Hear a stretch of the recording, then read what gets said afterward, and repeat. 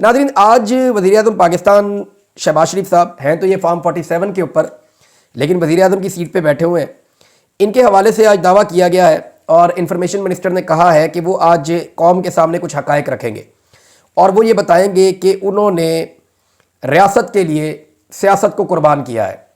नाज़रीन, इससे पहले कि वज़ीर आज़म पाकिस्तान आज के दिन बात करें, मैं दो चीज़ें आपके सामने रखना चाहता हूँ। नंबर एक, वज़ीर आज़म पाकिस्तान रियासत किसे कहते हैं और सियासत की कुर्बानी वो किसे कह रहे हैं। सियासत की कुर्बानी का सादा मतलब मैं आपको बता देता हूँ कि अवाम मुखालिफ फ़ैसले इन्होंने किए जिसकी वजह से इनकी सियासत तबाह हुई है। महंगाई और टैक्सों का बोझ इन्होंने अवाम के ऊपर लगाया जिसकी वजह से इनकी सियासत तबाह हुई है। अवाम से किए हुए तमाम वादे इन्होंने तोड़ दिए हैं जिसकी वजह से इनकी सियासत तबाह हुई है। जुल्म, जबर और फस्तायत का जो इन्होंने एक चक्की चलाई है पाकिस्तान में, उसकी वजह से इनकी सियासत तबाह हुई है। तो ये तो उन्होंने एतराफ़ कर लिया कि हमने अपनी सियासत कुर्बान कर दी है, अपनी सियासत तबाह करवा ली है गलत फ़ैसले करने के नतीजे में या अवाम मुखालिफ फ़ैसले करने के नतीजे में। लेकिन वो ये कहते हैं कि ये करते हुए हमने रियासत को बचाया।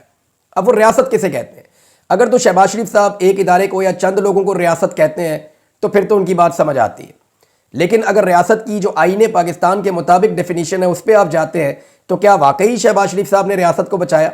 अब रियासत की वो डेफिनीशन देख लें, उसके मुताबिक कौमी और सूबाई हुकूमतें और पार्लिमान, जिसमें सेनेट और कौमी असम्बली ये शामिल है, और उसके अलावा जो लोकल एडमिनिस्ट्रेशन है, इन चारों चीज़ों को आप इकट्ठा करें तो ये इनसे मिलकर रियासत बनती है।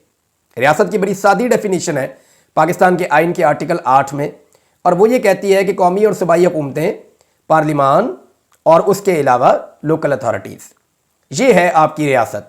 तो क्या इसको बचाया शहबाज शरीफ साहब ने? कौमी असम्बली के अंदर तो नकाबपोश दाखिल हो गए। हुकूमतों की हालत आपके सामने है। वज़ीर अपनी मर्ज़ी से रख नहीं सकते शहबाज शरीफ साहब, हालात उनके ये हैं, और लोकल बॉडीज़ के तो इलेक्शन ही नहीं हो रहे।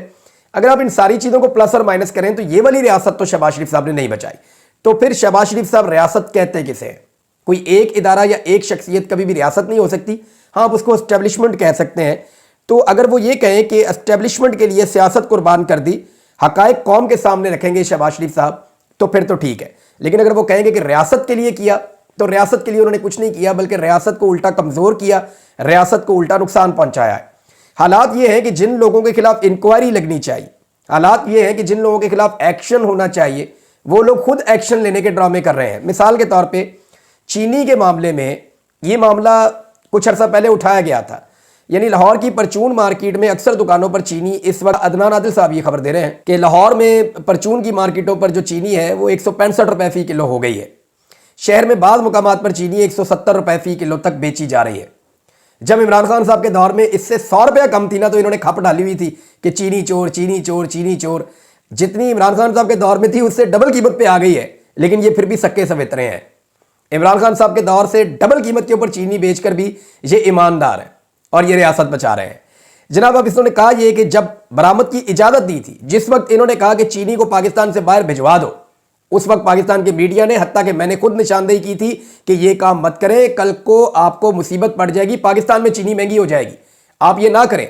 लेकिन शुगर माफिया को फ़ायदा दिया गया, और जब बरामद की इजाज़त दी थी तो इन्होंने भड़क मारी थी कि कीमत 2 रुपए भी नहीं बढ़ने देंगे। अब कीमत 20 रुपए से ज़्यादा बढ़ गई है।